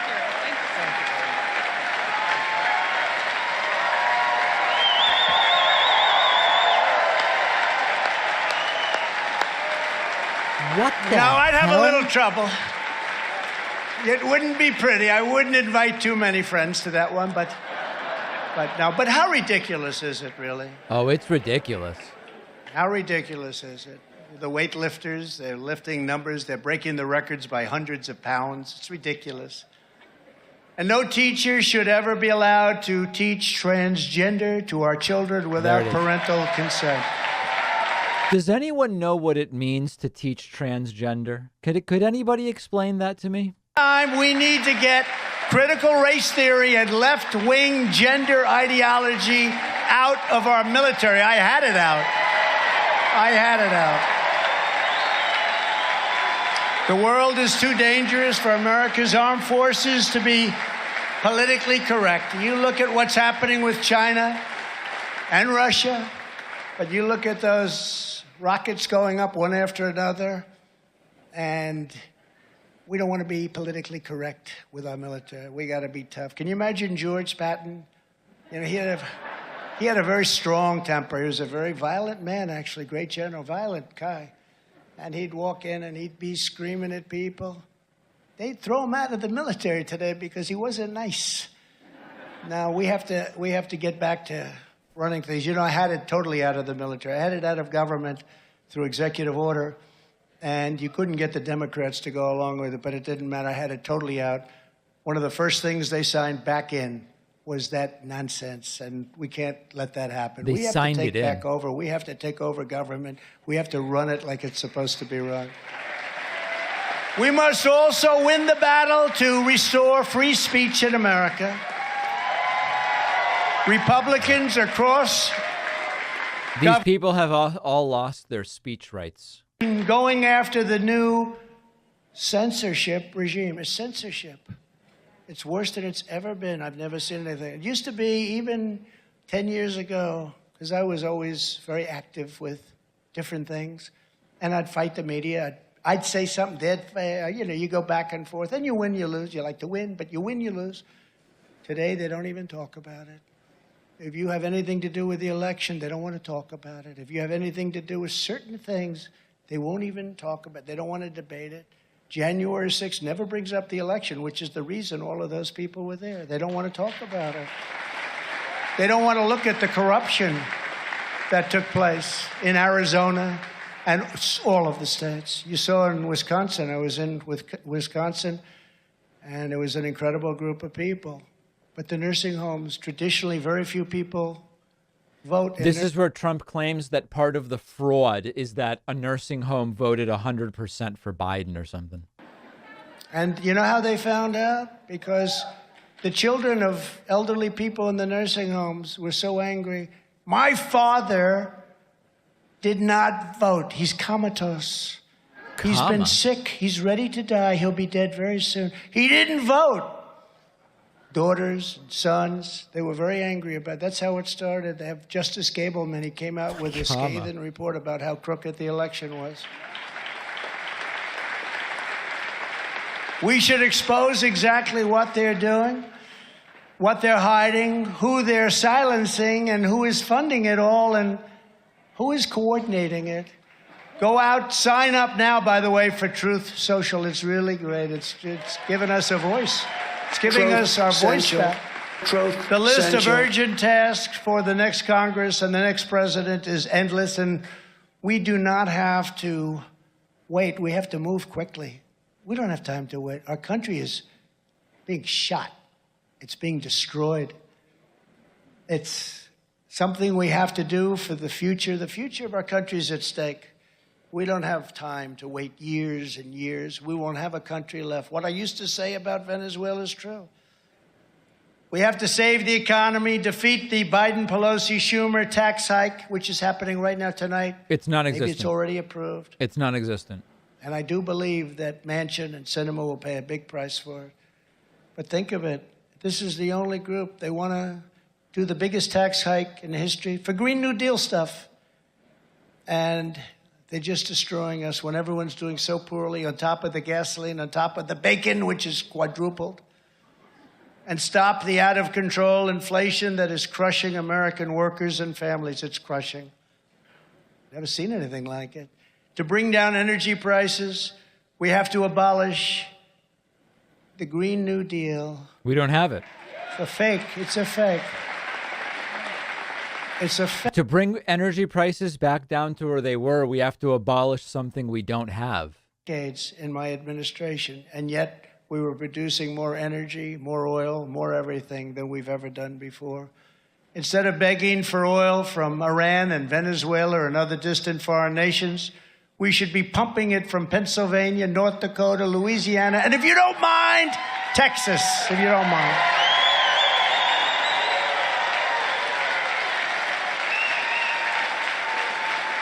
We should once again require able-bodied single adults to go back to work or train for a job in order to receive welfare and taxpayer-funded benefits. There you go. There's a nice We need idea. the workers. We have to eliminate all remaining COVID mandates and lockdowns. Are there any lockdowns? And we have to rehire every patriot who was fired from the military with an apology. And we have to... Is anybody locked down right now? We have to restore America first. We have to go... He's been going about 75, 80 minutes so far. Foreign policy. We have to be America first. Right now, we are truly America last. We are America last. Focus squarely on our national interests, and we have to keep the United States out of these ridiculous, endless foreign wars where they don't even want us. To build on my historically successful trade policies, we need to increase the president's tariff power, and we need to make my China tariffs permanent. We took in billions and billions, hundreds of billions of dollars. No president has taken in 10 cents, not 10 cents. China doesn't like me too much. We need to hold on to our dignity and need to... Too late. hold China accountable for the unleashing of the virus upon the world. $50 trillion of damage to the world. Not us, to the world. And we need to rapidly reduce our dependence on China and other foreign nations by bringing our supply chains, factories, and critical industries back home where they belong, like it used to be. Back to the future, you know? Back to the future. All right, what do you guys think? Will he go more than 10 minutes from now or fewer than 10 minutes from now in the speech remaining? That now they're sending it all back to other nations to make for us and to make a tremendous amount of money. We have to protect our totally under siege Second Amendment. It is under siege. And restore the ancient and sacred right to self-defense. I'm sorry. It's an ancient right. One thing you know, they take away your guns. They're not taking away the guns of the bad guy, are they? They're not going to take away the guns of the bad guy. None of them are giving up their guns. We have to defend our cherished Constitution and uphold our heritage as a society built and sustained by Judeo-Christian values. Remember, they mean Christian values. They throw in the Judeo to make themselves not sound like the Christian nationalists that they are. America, one standard of justice. So unfair what's going on. The weaponization of law enforcement for political purposes must end. It must end immediately. There is massive prosecutorial misconduct going on right now all over our country, the likes of which has never been seen before. They've never seen anything like what's going on right now. Look at all the people who are in prison or whose lives have been destroyed on January 6th, destroyed. By their own doing. A protest over a rigged and stolen election that nobody wants to look at, while others are allowed to burn down cities and violently and viciously kill people and nothing happens to them. How about that? Prior to January 6th, I recommend it strongly. We mentioned it briefly before, but I have to say it again, that the National Guard or troops be brought in, but it was turned down by the D.C. mayor and Nancy Pelosi. There is no evidence that he made any such request. No evidence. It appears to be completely made up. Correct statement, Cash and Rick and everybody. They were all there. Thank you. They were all there. Nobody wants to talk about it. They never bring it up. It's not that they don't. You know what else they don't want to talk about? How about that phony story? I'm sitting in the back of the beast. I wasn't sure if I should be honored because I felt very strong. And I had these two big, strong Secret Service guys, and one guy could lift 350 pounds, no problem. And I said, take me to the Capitol. No, sir, can't do it. So I grabbed the steering wheel, the commandeer of the plane. And he rebuffed me, she said. He rebuffed. Interesting word. He rebuffed me, yeah, like this. He rebuffed me. So my hands fell around another powerful guy, strong as hell. I know these people. These are very strong people. It's just not my deal. And I started to choke him. I felt, when the story came out. Remember, she never said anything about choke. Some people said, I never knew you were that strong physically. And then they said I started throwing food all over the White House. No, I have too much respect for the White House. But that somebody could sort of believe, that you could. But to think that I'm going to be jumping into the seat, grabbing a wheel, being rebuffed, grabbing this big... I'm more convinced than ever the story is true after watching the last 3 minutes. Oh, boy, oh, boy, oh, boy. Well, we have to put... And guess what? The Secret Service put out an announcement, which they never do, put out an announcement that it never happened, which everyone knew anyway. They were invited to testify under oath, which they said they were willing to do, and then nobody from the Secret Service showed up to do it. Because they don't want to hear that. And I still see the Times writing about it like it's something that happened. They don't want that. They haven't called anybody from the Secret Service to put them on the stand. It's a disgrace what's going on. It's a one-sided witch hunt that continues and continues. As another example, the sting that they did involving Gretchen Whitmer was fake. Just like those who instigated January 6th. It was a fake deal. Fake. It was a fake. How many conspiracy theories has Trump outlined today? Gretchen Whitmer was in less danger than the people sitting in this room right now, it seems to me. And you look to see what happened, and trials are going on all over the place. And I guess a lot of people, Tudor, are being exonerated, aren't they? Huh? They're being exonerated. Finally, everywhere we have the chance, we must pass critical election integrity reforms, including universal voter ID. They don't want a voter ID. They don't want voter ID under no... It's truly becoming the speech that will never end. Let me see how long it's been going now. There's only one reason they don't want voter ID, because they want to cheat. They don't want citizenship confirmation. We're on minute 83. Citizenship. We want everybody to come in and vote. Think of it, those two things. No more fake drop boxes. You see the drop boxes in one case, 100% of the vote went to Joe Biden, 100%. That's not true. And you saw 2,000 mules. I hope everybody saw it.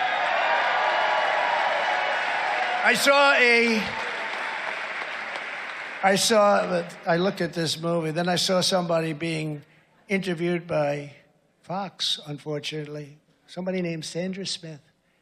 And they talked about this whole scam. Don't forget, the cameras have them, and these are government cameras. Some of them were discarded by people illegally, but these are government cameras. The government, and they talked about it. Well, they saw it. They saw the stuffing. They saw everything, looking up for the cameras, the way they came in. They have it perfectly on tape. And she looks and she goes, oh, that was debunked. It wasn't debunked. How did they debunk it, Mike? They didn't debunk it. There was no debunking.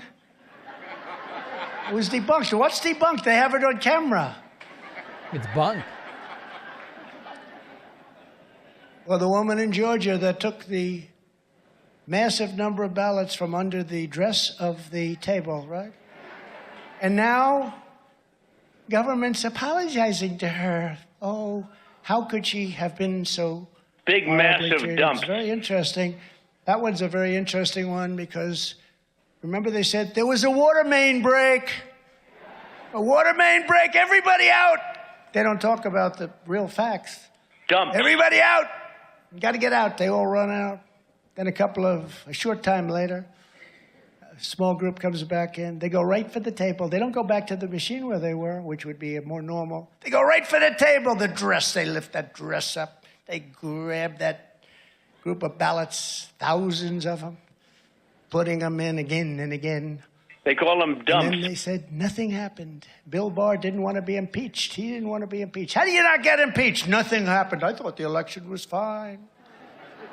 The rather respected Bill McSwain, you know, the respected U.S. attorney from Pennsylvania, McSwain, called me, wanted my endorsement because he was running for governor. I said, I wouldn't endorse you for dog catcher because you didn't.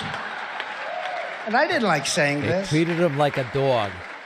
Because you didn't do what you should have done, which is go into the election for it. Sir, I wasn't allowed to. Why? Bill Barr wouldn't let me. I said, put it in writing. He did. He wrote me a letter. I put the letter up, but they don't want to print the letter. A very strong letter that Bill Barr would not let him look into Strong. corruption fraud. In Philadelphia, one of the most dishonest election places in the country. In Detroit, the single most dishonest, they found nothing wrong. It's a shame, but we want no private money pouring into local election offices anymore. Think of this Zuckerberg. He put in $417 million, Matt. $417 million. And Matt knows because he was involved in Nevada. Matt wasn't really, you know, he was sort of on the edge. Matt knows about crimes. He's committing them regularly. Looking at Nevada, he said, this is the most corrupt thing I've ever seen. But we had a Democrat judge, he refused to even look at the case. The case was ironclad. He looked, this case is over. It's a shame what's happening to our country. A shame. Our goal should be same-day voting with only paper ballots. Yeah. Trump voted early from Florida into Florida by mail.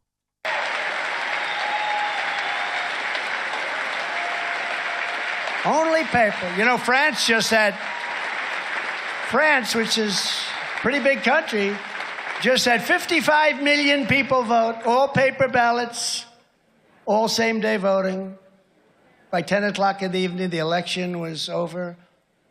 And the person that lost didn't go around complaining. It's on to the next one. I think that has more to do with the fact that we have 50 different state election systems than anything else. That could happen to our country. Because we have to have honest elections, or we have to have borders, or we don't have a country. And if we do all this, if we stop the crime, secure the border, save the economy, defend our culture, and take back our democracy, then America First conservatives will be rewarded with a governing majority that will transform American politics forever. We're at such an important point. The radical left will be banished into political oblivion. We will save our freedom, we will save our children, and we will save our country.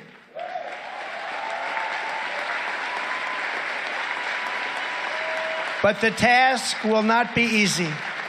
Together, we are standing up against some of the most menacing forces, entrenched interests, and vicious opponents our people and our country has ever seen. A friend of mine recently said that I was the most persecuted person in the history of our country. And then I thought about it. And I said, I yeah. didn't have time to think much because I'm always being persecuted.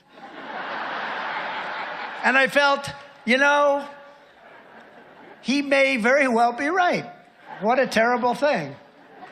We had, think of it, a Russia scam I'm the biggest victim. that was covered religiously by the fake news media, even though they knew it was a fake. They knew it was fake. They knew earlier than anybody. It turned out to be a concocted fairy tale made up by crooked Hillary Clinton, the Democrats, a sleazeball writer named Christopher Steele, and a coordinated effort. This could only happen to me with, of all places, you know who coordinated? Russia! They were the ones that were involved with the Russia hoax on me. Then I had impeachment hoax number 1, impeachment hoax number 2, the Mueller investigation resulting in a verdict after 2 years of no collusion with Russia. You know, during the very early part when I came down the escalator with our great First Lady, who, by the way, is very popular. They love our First Lady. I don't know that this speech will ever end.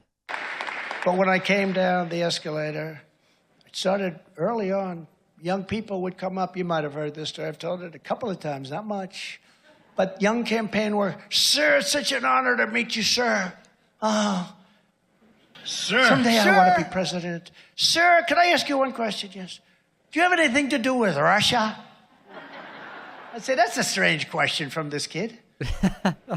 Then a month later, somebody else would come up, "Sir, it's an honor to meet you. Sir, do you have anything at all or any knowledge of anything that happened with you in Russia?"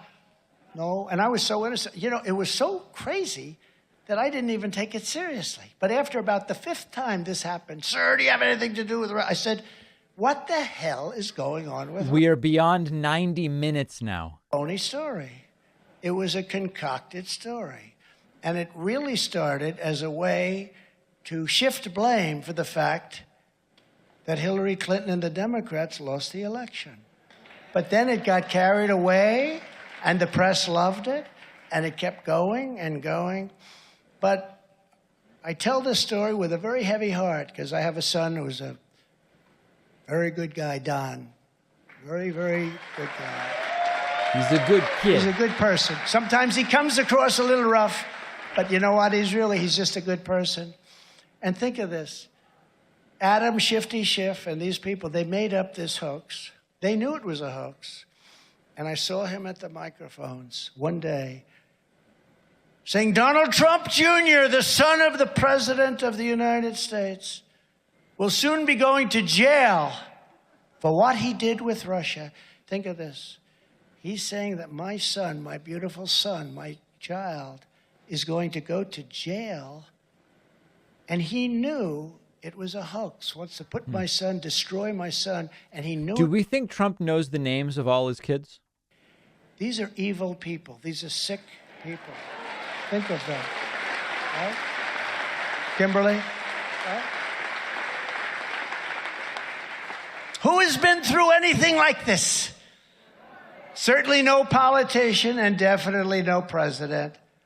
All of this while I was doing so much as president, including creating the most secure border in American history, record tax and regulation cuts, $1.87 gasoline, no inflation, low interest rates, record growth in real wages, record growth in our economy, beating China and Russia and everybody else, rebuilding our entire military, rebuilt our entire military. You know, our military was falling to pieces. We had no bullets. We have jet fighters that were 44 years old. Cupboards You've heard the were story bare. where the grandfather flew them, then the father, then Had the nothing. son.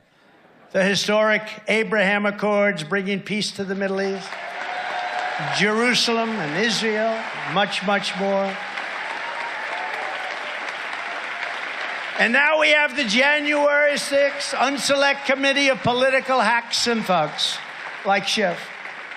Think of that, though. Think about that. How would you like to be a father and watch this guy, not a stupid man. He's a psycho, but he's not as stupid. And he does have an oddly shaped head. It's shaped like a watermelon. Right? Water. No, he's a psycho. And he acts like so sanctimonious. Surrounded by water. Ladies and gentlemen, I'm sorry to report Donald Jr. will be in jail for what he's done. And he knew it was a hoax. What they do to destroy lives, and they're destroying the lives of many other people right now with that same thing and that same sickness and thinking. But it's the very same people who perpetrated the lies that I was an agent of Russia. Me, I'm an agent. I'm the worst thing that ever happened to Putin. Look what he's doing now. He's knocking the hell out of everyone because he has no respect. That would have never happened with me. Would have never happened. Wasn't necessary with you. I had to listen to this. You know, with Russia, I put the biggest charges on every one of their people. But what did I do? I stopped Nord Stream 2. Nobody ever even heard the term Nord Stream. I found out, but I stopped them. And I stopped them. Why did I stop them? Because I thought it was a terrible thing for our country. It was a terrible thing for Europe. I told that to Germany. They all smiled. Very famous now. Germany was smiling when I was at the United Nations saying this is a terrible thing. All you have to do is look at the last 200 years. It's going to happen again. We could end up in World War III because we are being governed by incompetent people. Could happen. And this war will be worse than any war ever because we have weapons the likes of which nobody has ever seen before. But you say, where does it stop? Where does it end? It probably doesn't stop. Because despite great outside dangers, our biggest threat remains the sick, sinister, and evil people from within our own country. Never forget, everything this corrupt establishment is doing to me is all about preserving their power and control over the American people. They want to damage me in any form so that I can no longer represent the hardworking citizens of our country, so that I will no longer get a 99% approval rating from CPAC. This is a dumb speech even by Trump standards. I heard Matt protested. He said it can't be 8. It came out at 98. This is a story. I don't know if it's true, but Matt will tell you someday. He protested. He said, that's ridiculous. It can't be. So they went back and they checked all the facts. And it went from 98 to 99. Is that a true story? And that was McLaughlin. You know, that's a great, legit firm. That was McLaughlin. He said, can't be, that's too hard. It doesn't look right. We'll check it again, 99.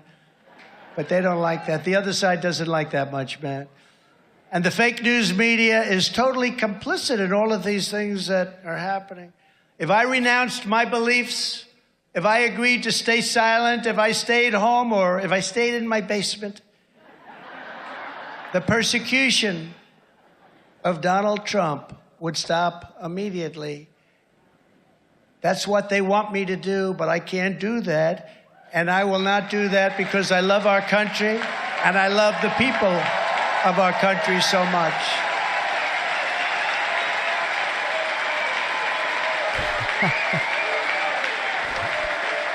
Thank you. I'm not doing this for me because I had a very good and luxurious life. You know that, Kerry. I had a very luxurious life. What the hell did I do?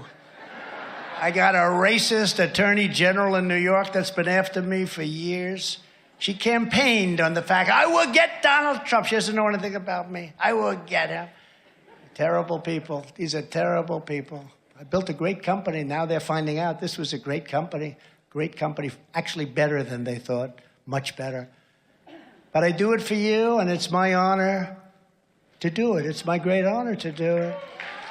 Because if I don't, our nation is doomed to become another Venezuela or become another Soviet Union, which is where we're headed. What a martyr. Or become a very large-scale version of Cuba, where all is lost and there is no hope.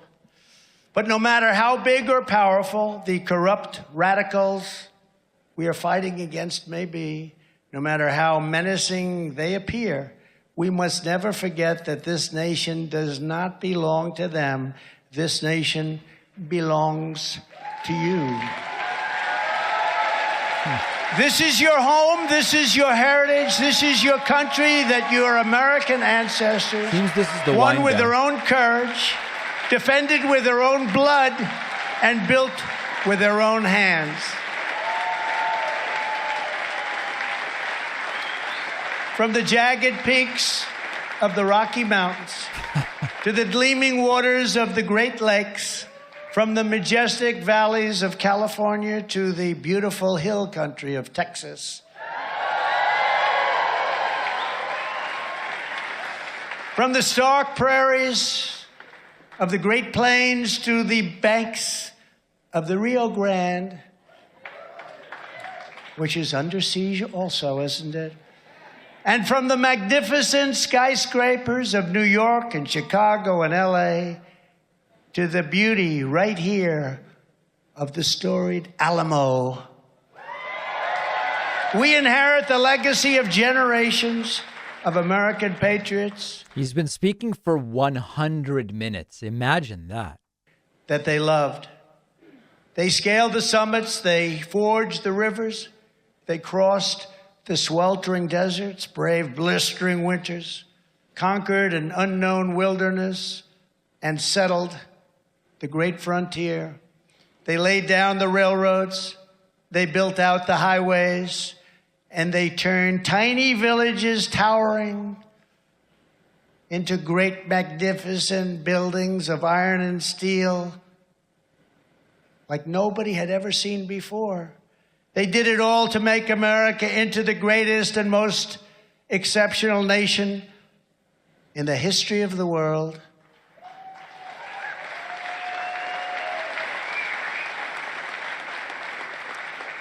But now we are a nation in decline. We are a failing nation. We are a nation that is hurting very, very badly. We are a nation that has the highest inflation in over 40 years, and where the stock market just finished the worst first half of the year since 1872. Up like 11% in the last 5 weeks. Nation that has the highest energy cost in its history. We are no longer energy independent or energy dominant as we were just 2 short years ago. We are a nation that is begging Venezuela, Saudi Arabia, and many others for oil. Please, please, please help us, Joe Biden says. And yet we have more liquid gold right under our feet than any other country in the world. We are a nation that is consumed by the radical left's Green New Deal, yet everyone knows that the Green New Deal will lead to our destruction. We're a nation that surrendered in Afghanistan, leaving behind dead soldiers, American citizens, and $85 billion worth of the finest military equipment in the world. And we are a nation that allowed Russia to devastate a country, Ukraine, killing hundreds of thousands of people. And it will only get worse. It would never have happened with me as your commander-in-chief. And for 4 long years, it didn't. And China, with Taiwan, is next. Would also never have happened. We are a nation that has weaponized its law enforcement like never before against the opposing political party. We are a nation that no longer has a free press. No. At this point, I'm genuinely curious how long he can go.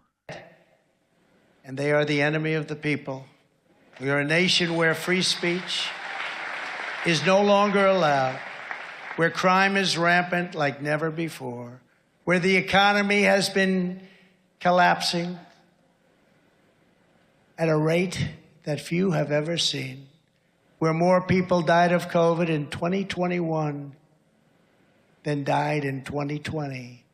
We're a nation that is allowing Iran to build a massive nuclear weapon, which they are incredibly being allowed to do right now, and I had it stopped.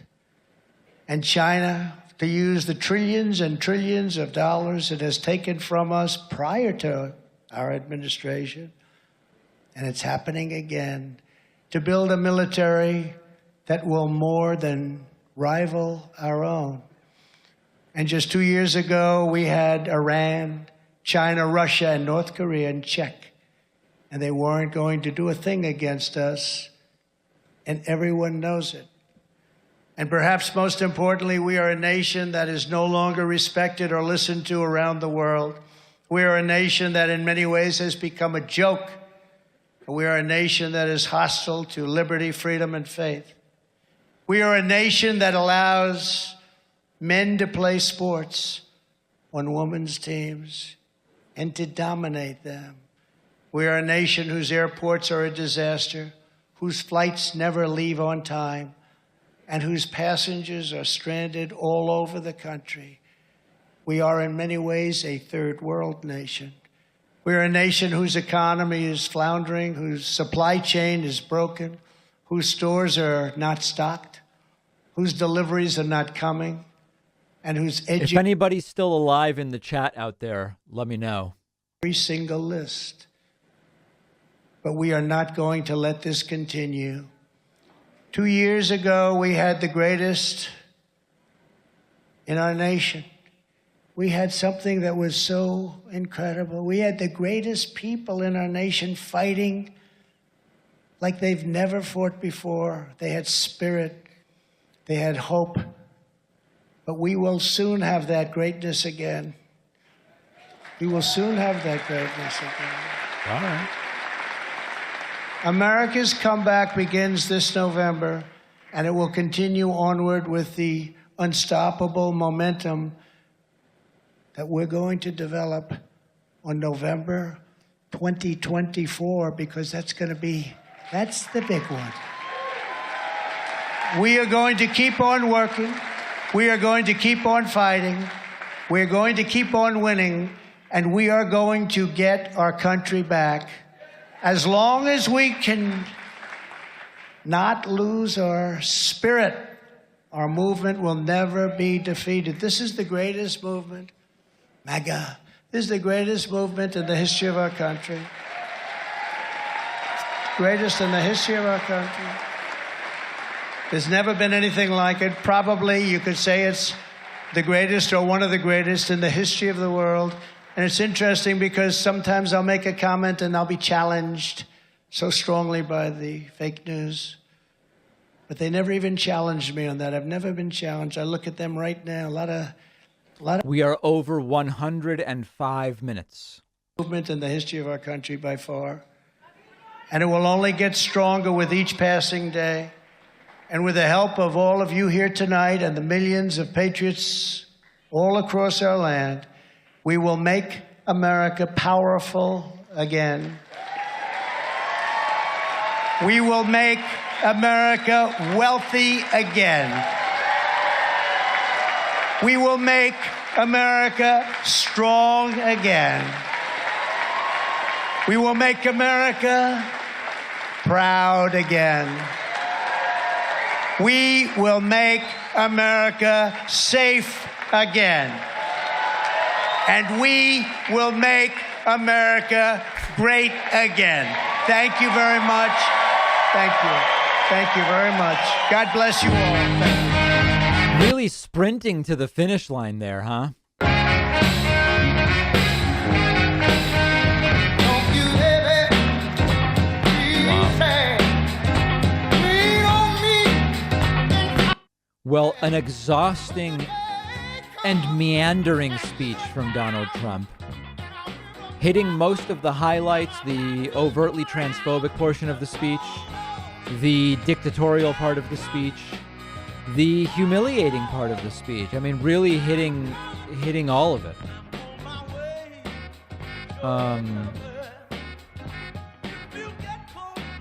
Oh, there's some people here we might actually... Someone who's kind of annoying me in the chat, we're going to ban them. When in doubt, ban. That's my perspective at this point. Well, there it is. Another CPAC in the books. Trump sort of wandering backstage after delivering a very strange screed. There he is. Calling for the elimination of the Department of Education. This is not a crowd anyone would mistake for being big fans of education, that's for sure.